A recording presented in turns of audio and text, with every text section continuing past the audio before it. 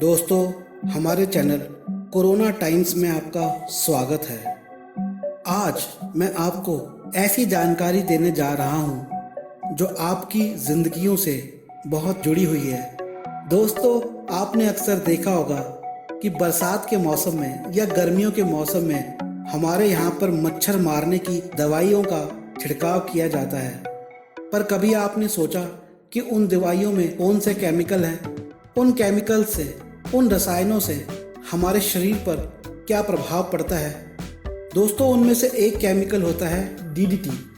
आइए मैं आपको इस केमिकल का इतिहास बताता हूँ और आज का एक कार्यक्रम शुरू करता हूँ, मच्छर या मौत का केमिकल।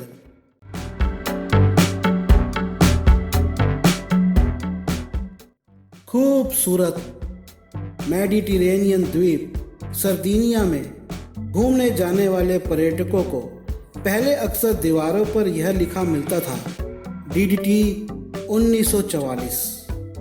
यह द्वितीय विश्व युद्ध के समय अमेरिकी फौज द्वारा चलाई गई द्वीप पर फैले मलेरिया के खिलाफ मुहिम की याद दिलाता है। डीडीटी का मतलब है डाइक्लोरो डाइकिलाइल ट्राइक्लोरीथेन। इस केमिकल कंपाउंड को सबसे पहले 1939 में कीटनाशक के तौर पर इस्तेमाल किया गया। यह कीटों की चमड़ी के भीतर घुस जाता है और उन्हें लकवा मार जाता है, जिससे वो मर जाते हैं। अमेरिकी फौज की उस मुहिम को बड़ी सफलता मिली थी। आज सरदिनिया पूरी तरह से मलेरिया मुक्त हो चुका है और अपने पर्यटन की वजह से काफी प्रसिद्ध और धनवान है।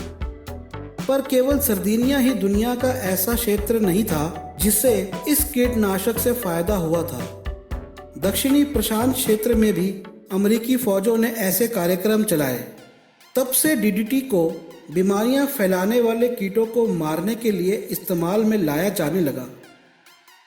1955 में विश्व स्वास्थ्य संगठन WHO ने कई दक्षिणी अमेरिकी देशों में इसे इस्तेमाल किया।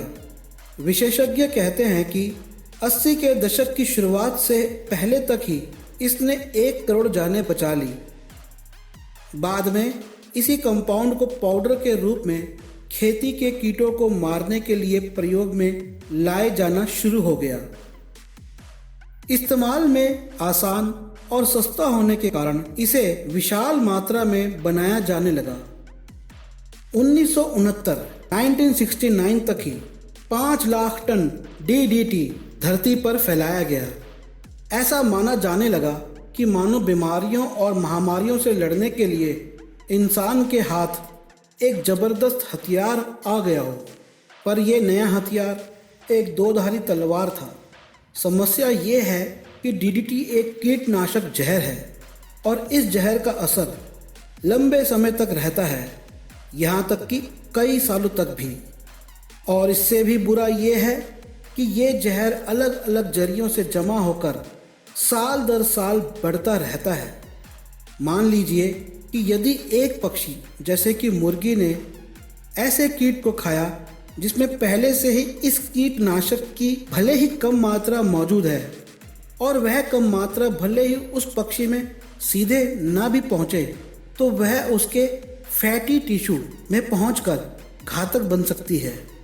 1954 में मिशिगन विश्वविद्यालय ने डच एम बीमारी से निजात पाने के लिए एम पेड़ के कीटों को मारने के लिए डीडीटी का छिड़काव कराया। बेशक उसने कीटों को मारा, पर रॉबिन नामक एक पक्षी को भी मार दिया। विशेषज्ञों ने इसे जैविक वृद्धि का एक बढ़िया उदाहरण बताया, जिसमें ये जहर भोजन श्रृंखला में ऊपर की तरफ जाता है और तब अपना घातक रूप दिखाता है। जैविक क्लोराइन के इस शक्तिशाली कीटनाशक जैसे कि डीडीटी जमा होकर न केवल उन कीटों के लिए ही खतरा बन जाता है जिनको इससे मारा जाता है, बल्कि ये उन जीवों की भोजन श्रृंखला का भी हिस्सा बन जाता है जिसे अन्य जीव खाते हैं, और यहाँ तक कि मानव भी। जहाँ तक इंसानों की बात है तो 1960 के दशक में सबसे डरने वाला तथ्य सामने आया, जब अमेरिका के मियामी के स्कूल ऑफ मेडिसिन के वैज्ञानिकों ने डीडीटी और इंसान में कैंसर, ल्यूकेमिया और हाई ब्लड प्रेशर में संबंध पाया। ब्रिटिश लेखक लाइनेट हैम्बलिन ने यह भी पाया कि बहुत से देशों में मां का दूध पीने वाले बच्चे डीडीटी की बहुत अधिक मात्रा का सेवन दूध के साथ कर रहे थे। अमेरिका में पाया गया कि दूध में इसकी मात्रा अपनी तय सीमा से 6 गुना अधिक थी, जबकि ऑस्ट्रेलिया में इंसानों द्वारा पिए जाने वाले दूध में इसकी मात्रा 30 गुना तक पाई गई। पर बाल्टिक सागर क्षेत्र में पाए गए रसायनों की मात्रा इतनी अधिक थी कि 1969 में स्वीडन की सरकार ने डीडीटी पर 2 साल के लिए प्रतिबंध लगा दिया। उस साल अन्य देशों ने भी वैज्ञानिकों की चेतावनी पर काम करते हुए डीडीटी पर पूर्ण प्रतिबंध लगा दिया। 1970 तक ऐसे प्रतिबंध या रोक America, Canada, Britain, Sweden, Denmark, Norway, New Zealand और जापान में लगा दिए गए। द्वितीय विश्व युद्ध के बाद डीडीटी ने लाखों जिंदगियां बचाई और विशेषकर अविकसित देशों में। इसने दुनिया में फसलों में लगने वाले बहुत से कीटों का नाश भी किया। विकसित देशों में मलेरिया फिर से खतरा नहीं बना और विशेषज्ञों ने डीडीटी की जगह सुरक्षित कीटनाशकों का इस्तेमाल करना शुरू किया। इंसानों और जानवरों को मौत का खतरा अधिक था, पर 1962 में रेचल कार्सन की पुस्तक साइलेंट स्प्रिंग प्रकाशित हुई, जिसने लोगों का ध्यान डीडीटी के साइड इफेक्ट या कहें कि हानिकारक प्रभावों की ओर आकर्षित किया। और तब जाकर सरकार ने भी तुरंत डीडीटी पर रोक लगाई और एक लंबे चलने वाली आपदा को समय रहते टाल दिया। पर अफ्रीका और एशिया के कई देशों की सरकारें या तो इस बात से अनजान रही कि आधुनिक युग का ये केमिकल हथियार डीडीटी कैसे जंगली जीवों और इंसानों के लिए खतरा बनता जा रहा था, या जानबूझकर उन्होंने इसका इस्तेमाल जारी रखा। आखिर ऐसे गरीब देशों में जहां लोग कुपोषण के शिकार अधिक होते हैं, वहां के लिए ये ज़्यादा फायदेमंद था कि कम से कम इंसान खुद को और अपने परिवार को बीमारियों से बचा ले, भले ही लंबे समय में इसकी कीमत बहुत महंगी पड़े।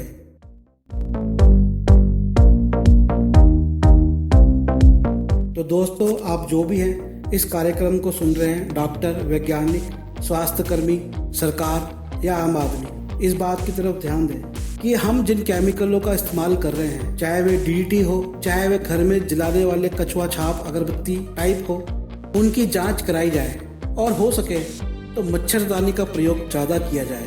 ये अच्छा हुआ कि हमने मलेरिया से जंग जीत ली।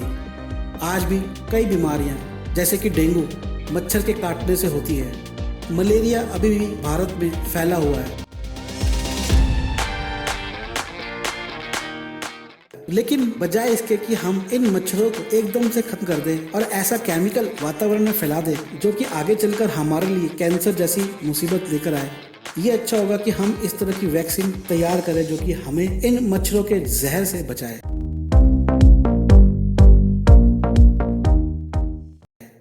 तो दोस्तों, आशा करता हूँ कि आपको हमारा कार्यक्रम पसंद आया होगा। हमारे ज्ञानवर्धक अन्य कार्यक्रम भी हमारे चैनल पर आप देखिएगा। कोरोना टाइम्स पर हमने भारत में महाकाल के बारे में, बिहार के महाकाल के बारे में, स्पेनिश फ्लू के बारे में, कॉलरा के बारे में, परमाणु उपकरणों के बारे में कई ऐसी जानकारियां इस चैनल पर अपने इन वीडियोस के माध्यम से डाली है, जिसे देखकर इंसान अपने आने वाले भविष्य को बेहतर कर सकता है। तो जरूर हमारे चैनल को सब्सक्राइब और शेयर करिए और मित्रों तक पहुंचाइए। मैं निखिल सबलानिया, नई दिल्ली से। धन्यवाद।